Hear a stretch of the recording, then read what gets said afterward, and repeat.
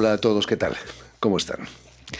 La polarización de la vida política aquí en Europa y la más que inquietante victoria de la extrema derecha en Francia en las pasadas elecciones al Parlamento Europeo, sin hablar de la guerra en Ucrania o en Gaza, no invitan precisamente al optimismo. Para que no olvidemos las consecuencias de la guerra, nuestra invitada de hoy, la bailarina y coreógrafa peruana Fabiola Pinel, nos lleva en su novela Danza entre cenizas a los años 80 en plena guerra de Sendero Luminoso en Perú. En la década de los 80 y 90, durante 12 años, fue el terror de Perú y llegó a estar cerca de arrodillar al gobierno peruano. Abimael Guzmán fue el líder absoluto de Sendero Luminoso, una guerrilla maoísta que contó con 10.000 soldados y a la que la Comisión de la Verdad peruana responsabilizó del 54% de las 70.000 muertes consecuencia del conflicto. Siempre el pueblo ha sido quien ha defendido la patria, quien ha defendido la nación. Corresponde formar un frente popular de liberación. Esa imagen en una jaula y con ropa de presidiario derrumbaba el mito de lo que fue. Antes de su detención, le llamaban presidente Gonzalo. Fue profesor de filosofía y erigió en torno a su persona un culto mesiánico. Se consideraba a sí mismo la cuarta espada del marxismo, tras Marx, Lenin y Mao. Muchos creyeron que Guzmán llegaría a ocupar el palacio presidencial y establecer sus tesis del comunismo más ortodoxo. Sin embargo, hasta Amnistía Internacional, antes de su último juicio, pidió la máxima condena. Esperamos que después de haber seguido este proceso que en algún momento nos ha parecido lento, pero que ha respetado el debido proceso, se llegue a una sentencia absolutamente severa, como es la cadena perpetua. La llegada al poder del ultraderechista Alberto Fujimori exacerbó un conflicto que terminó con la detención de Abimael Guzmán en 1992. Desde entonces estuvo en la base militar de El Callao. Fue condenado a cadena perpetua por un tribunal militar, sentencia que fue declarada inconstitucional en 2003 y, como había pedido el director de Amnistía Internacional, fue ratificada en 2006 por un tribunal civil. Un encierro que la defensa calificó de absoluto. Muy buenas tardes, Fabiola. Buenas tardes. Pinel. Bienvenida a Radio Francia Internacional. Hace unos años fallecía Abimael Guzmán, como nos contaban nuestros compañeros de France 24. Se puede decir que Perú ha vuelto a la página, sobre todo después de las conclusiones de la Comisión de la Verdad y de la Reconciliación. Sí, lamentablemente no, porque hasta ahora está cuestionada de todos lados justamente la Comisión de la Verdad y los resultados. Hay mucho negacionismo y al contrario se quiere reavivar la historia para que cualquiera que reclame o que quiera pedir más derechos sea estigmatizado de terrorista, ¿no? Imagino que es difícil pasar página de los crímenes y las violaciones de derechos humanos en casi 2 décadas, ¿no? Esas cosas no pueden olvidarse. Sí, igualmente hasta ahora hay desaparecidos, fosas comunes que todavía no han sido abiertas. Justamente se necesita un budget justamente para hacer todo ese trabajo de memoria y ver si se puede pasar a la reconciliación. Por supuesto. Para los adolescentes que vivieron aquella época, la mayor preocupación eran los apagones, ¿no? Que no interrumpieran una fiesta. ¿Viviste tú esa experiencia del apagón? Bueno, sí, todos y todas las que vivimos eso. Había justamente los que tenían, ¿no?, su grupo electrógeno y podían continuar la fiesta en interno. Los ricos, ¿no? Y también pues los que corríamos antes de que sea la hora del apagón para poder entrar, con el riesgo que pueden haber explosiones en el camino también. ¿Qué años tenías cuando empiezan esos apagones? Eras muy pequeña. Sí, estaba en el colegio. Para Clara, la protagonista de tu novela, la tragedia de un apagón es que no pudo ver el último episodio de la telenovela brasileña La esclava Isaura, ¿no? Sí, así comienza la novela, porque justamente los apagones te mete directo al contexto, ¿no? Terrible. ¿Viviste tú misma violencia allí en Lima en aquellos años? Bueno, sí, yo vivía cerca, por ejemplo, a un banco, ¿no? Y recuerdo que luego de la explosión, pues las lunas de mi casa estaban por los suelos. Sí, y ese era el riesgo que teníamos las personas que vivíamos cerca, bancos, ministerios, que son blancos, pues, en esa época, de los grupos subversivos.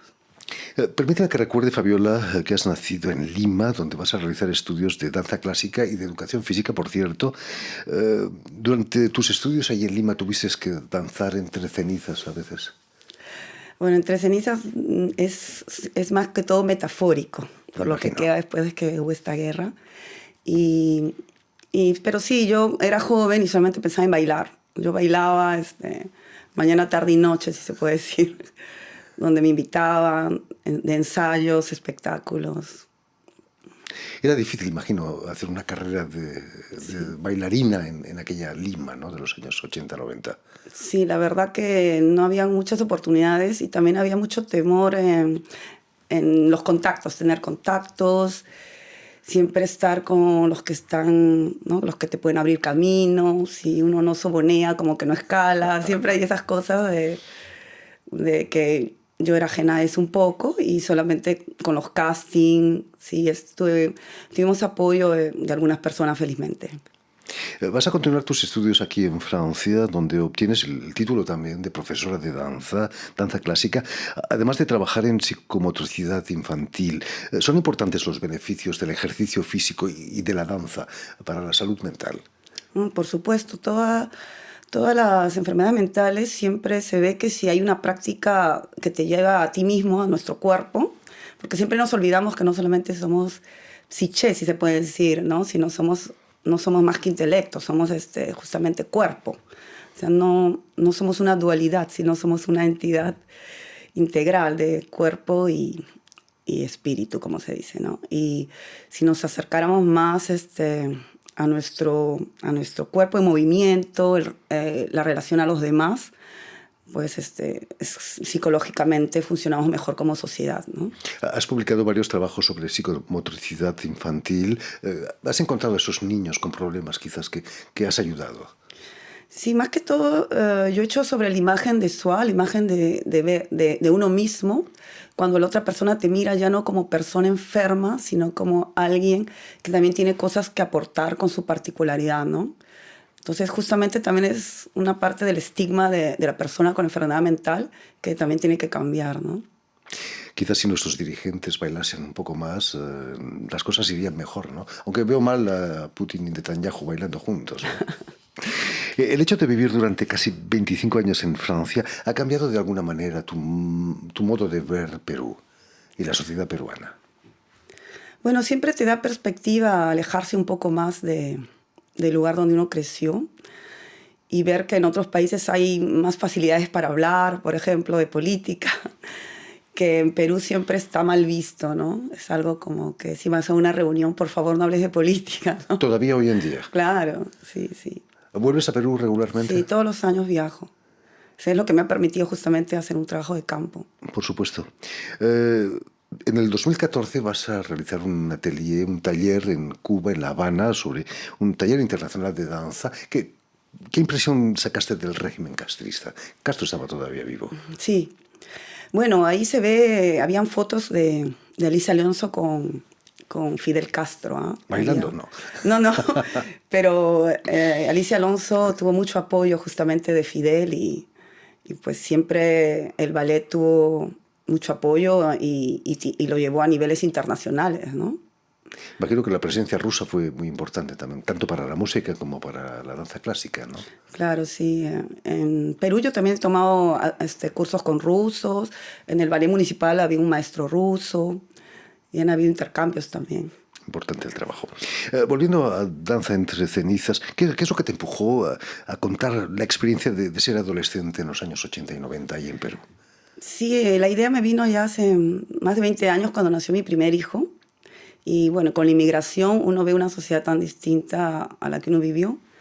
Y yo me acordaba pues esta época que nos marcó a todos los que vivimos esa época de la violencia, aunque seamos adolescentes, los recuerdos y todo lo que vino también de la post, o sea, cuando ya cayó Abimael Guzmán, y lo que vino de justamente de cuidarse, ¿no? Que no te relacionen con lo subversivo, con las cárceles llenas. Y entonces se me vino justamente el recuerdo de unas chicas que había conocido cuando hago mi taller en la Universidad de Inclusión Social en el Armelín de Carrera, ¿no? Que habían participado y sido militantes. Nos cuentas la experiencia de ser adolescente en esos años y también de ser mujer. No era fácil, imagino, ¿no? Ah, no, claro. Por ejemplo, hay algunas situaciones de violencia que la protagonista cuenta, ¿no? Que se enfrenta también también a otros personajes con la necesidad de abortar. Ahí el aborto no es legal tampoco. Y siempre está esta dificultad de cuidarse. Y bueno, mi novela es mucho de cuerpo, si se puede decir. O sea, narro mucho sensaciones corporales, todo lo que pasa a través del cuerpo entre los 15 y los 18 años, más o menos, de la protagonista. Muy interesante. El hecho de ser mujer también ha facilitado confidencias de otras chicas. Quizás un hombre no se lo hubieran contado. Sí, también que yo era joven también cuando entro a la universidad. Entonces, ellas no veían mucha diferencia de edad entre ellas y yo, porque en el Santa Margarita están entre 15 y 17 años. Y yo tendría unos 19 en esa época, y no 19, 20, y no tenía tanta diferencia. Entonces se van confiando en mí como una más. Y entonces ahí es donde se me quedan esas ideas de conocerlas como personas común y corriente, si se puede decir. Y después las he podido reencontrar después en el tiempo, ya con las redes sociales, algunas. Y es ahí donde armo mi círculo y construyo mi historia y puedo tejer la historia. ¿Han leído tu novela, esas chicas que te contaban esas historias? Sí, algunas sí las he vuelto a reencontrar y le he podido entregar el libro. Y bueno, otras no. ¿Cómo han reaccionado? No, ellas felices porque ellas saben, algunas, como digo, ni siquiera lo saben sus hijos, por ejemplo. ¿Has visitado en alguna ocasión cárceles como la que visita Clara cuando va a ver a su hermano detenido por la policía? Bueno, sí, he podido visitar algunas cárceles, en la Ermelinda Carrera, por ejemplo, y también las otras, porque en esa época las cárceles estaban llenas también de estudiantes universitarios, profesores. Era una época donde cualquiera podía caer, tanto de casualidad como por haber estado en un concierto y que justo la policía llegaba. Había muchos rastrillajes en esa época, conciertos de rock donde la policía iba. Era una época bien complicada. Destacas el olor particular de la cárcel, ¿no? Lo has sentido. Lo describes muy, muy bien en la novela. Gracias. Sí, yo soy muy sensorial, ¿no? Entonces, justamente a mí me parece que una novela no solamente o sea, cuando uno la lee, también la tiene que sentir, y el olor es algo tan, o sea, se puede decir que pasa directo, ¿no? Y nos lleva ya a todo un ambiente, ¿no? Las cárceles peruanas son como sociedades fuera de la sociedad, ¿no? Ahí sí que hay un panadero que hace su pan en una celda, una biblioteca, hay quizás un gimnasio también, seguramente, ¿no? Bueno, ellos, como cuento, tenían su programa hecho de entrenamiento, ¿no? De tal hora a tal hora ejercicios, etcétera. Narro ahí bien todo, ¿no? El momento de estudio, el momento de las vigilias, está bien narrado ahí. Muy ideologizado, ¿no? La cárcel, había discursos políticos. ¿Se permitía eso en aquella época? Sí, bueno, hasta determinada época, porque luego hubo un genocidio en el 92, donde, bueno, asesinaron a más de 50 personas y detenidos, que también está en la Comisión de la Verdad y se ha podido analizar. Y bueno, y de ahí se mandan a las personas a diferentes cárceles, ¿no? Acabas de presentar Danzar entre cenizas aquí en París, en un acto organizado por el CCUP, el Centro Cultural Peruano de París. ¿Qué reacciones recogiste de los asistentes? ¿Vinieron a verte después del acto? Sí, claro, y también las preguntas, había mucho cuestionamiento, ganas de conocer, porque es un periodo que no se conoce mucho o se conoce solamente de una manera binaria, de buenos y malos, ¿no? Y justamente yo quiero salir de eso, quiero que la gente pueda conocer también por qué algunas personas tal vez de alguna manera llegaron a eso, pudiendo ser un vecino, y también que uno se pueda ver en la otra persona, porque a veces se piensa de que son personas pues sanguinarias, que hubo por supuesto actos así, ¿no? Pero no solamente ver un solo aspecto, sino ver que es un aspecto humano y que pasó en una época que tocó a mucha gente, ¿no? Esas cosas ocurren de un lado y del otro, ¿no? En las guerras, evidentemente. Nos Claro. sorprende esa violencia todavía. Quizás aquí en Europa hemos olvidado lo que es una guerra. Sí, bueno, es desapariciones, es pasar por ahí que pierdas un brazo, ahí es cárceles llenas, la tortura también, que hubo en esa época como algo banalizado. O sea, si te detenía, pues 15 días te torturaba y algunos morían justamente por la tortura misma, ¿no? Tanto en una comisaría como en un centro de reclusión, la DIRCOTE, ¿no? Que hasta ahora existe. Hay que recordar esas cosas para que no se reproduzcan. ¿Vas a presentar tu libro aquí en Francia otra vez, creo? Sí, bueno, me han invitado en el Instituto des Amériques aquí el martes 25 de junio a las 5:50, pero es todo un día realmente. Yo voy a hablar de mi novela a esa hora, pero es todo un día consagrado a maternidades y política y resistencias. En fin, pues ya lo saben, si están en París todavía tienen la posibilidad de asistir a una presentación de Danzar entre cenizas de Fabiola Pinel, que ha sido editado en Lima, imagino, por Apogeo, ¿me equivoco? Exacto. Por Apogeo. Muchísimas gracias, Fabiola, por haber estado aquí con nosotros. Muchas gracias. Mucho éxito con tu novela. Permíteme también que dé las gracias a Jan Bordelas y a Alice Menard, quienes se han ocupado hoy de la realización del programa, y también saludar a nuestros telespectadores que nos siguen en todo el continente americano, en Lima seguro que también, gracias a la cadena Unión Continental Latinoamérica y una red que se llama TAL, T-A-L, que reúne televisoras públicas y universitarias de todo el continente. Y a ustedes, muchísimas gracias por su atención y les damos cita para una nueva edición de El Invitado de Radio Francia Internacional.